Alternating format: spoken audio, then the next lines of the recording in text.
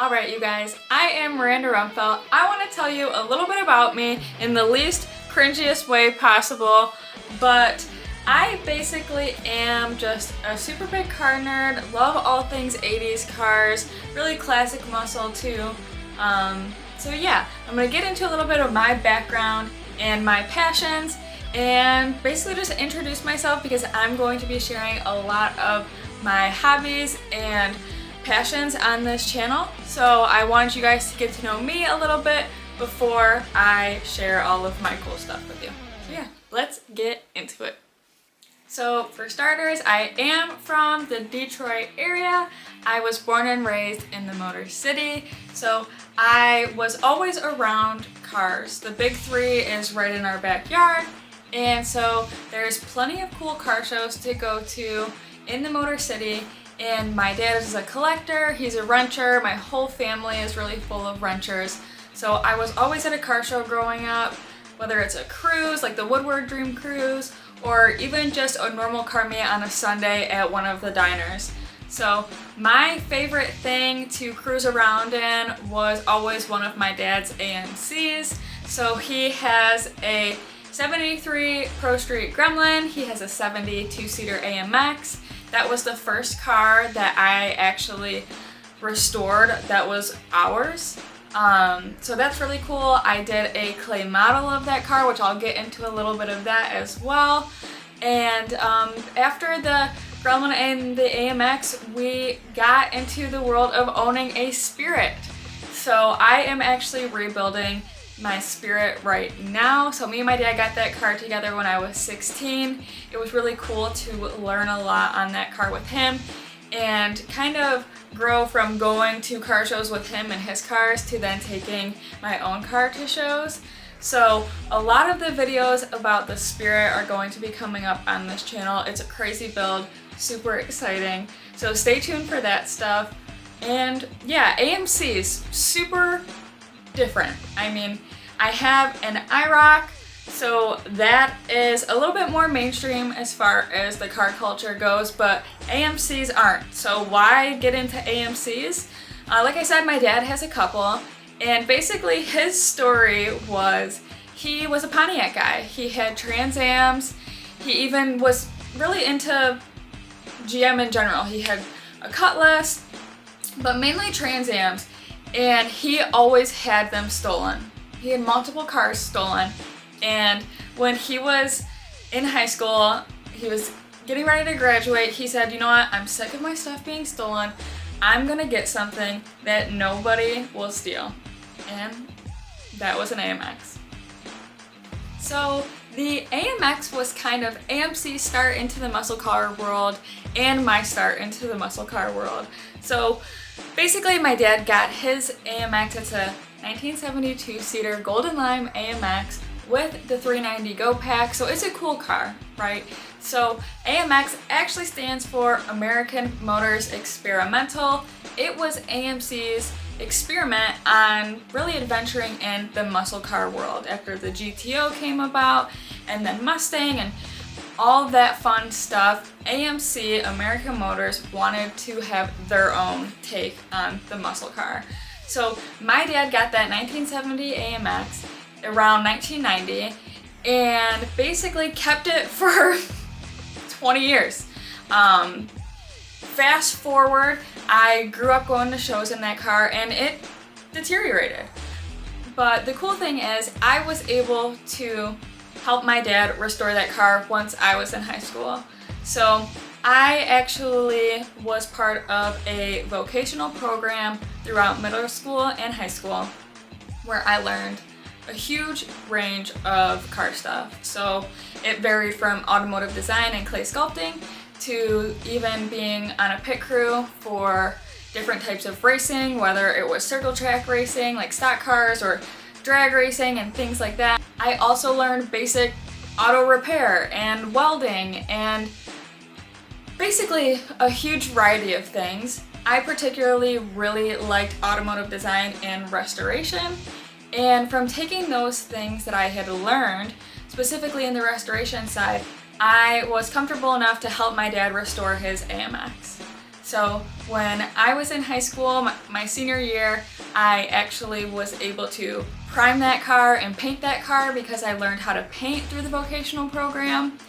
And yeah, it's really cool that that car is really what sparked my interest in this whole car world.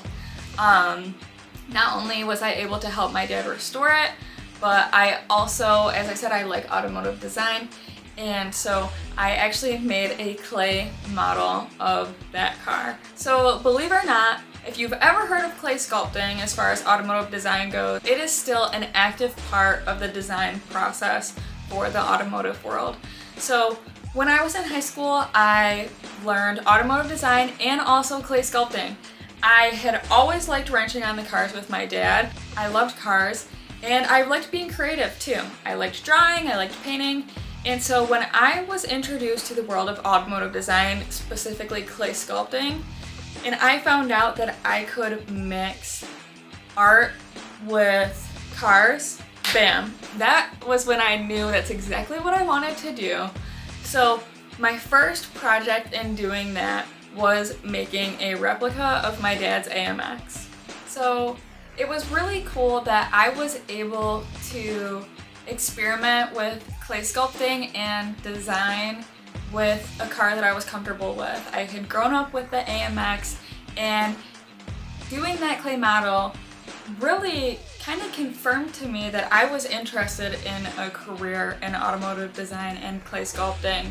So my dad still has the AMX in clay form and in real form, and it's really cool to have that in the family still because that car means a lot to me. It sparked a lot of my passion, and I also like having something different. So after doing that clay model, I really took a ton of time while still being in high school, and I dedicated it to really learning clay sculpting.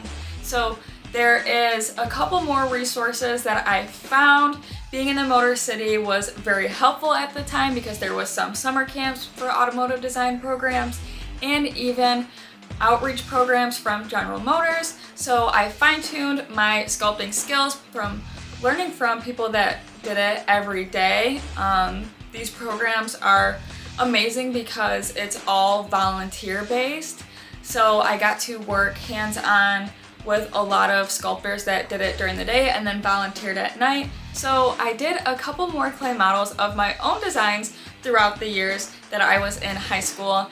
And then I decided I wanted to pursue a degree in transportation design, specifically automotive design. I was really comfortable with clay sculpting and automotive design on a 3D scale, but I wanted to learn more. I wanted to learn the digital side of things as far as sculpting goes. I wanted to learn how to be a designer too. It was something that really interested me. So I went to Lawrence Tech in Southfield, Michigan and got a bachelor's degree in transportation design.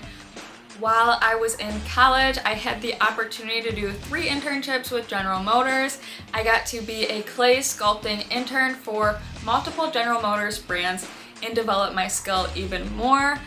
Once I was a senior in college, I got a job offer from them, and I'm very proud to say that I am a clay sculptor for creative design at General Motors. I love being able to contribute to the ongoing history of automotive design. It's really something near and dear to my heart. I love being a part of the history and hope that one day I can tell somebody I was part of the design process on that car, and then somebody maybe collect it like I'm doing with cars that were designed years ago. The thought of that just really is exciting to me. So in addition to being a clay sculptor, I couldn't stop there. The car show culture is still really near and dear to my heart. I'm super passionate about collecting cars and going to shows and restoring cars as a hobby. And so because of that, I created MR Design. So that deserves a whole video on its own, but basically MR Design is a way for me to really dive into the world of automotive design in the aftermarket sense. So whether it's designing custom parts for new cars, old cars, or specifically my favorite is consulting custom builds. So I am also an ISCA judge. Like I said, I love car shows and I couldn't stop it being a spectator. I am now working behind the scenes on judging some of the world's best show cars.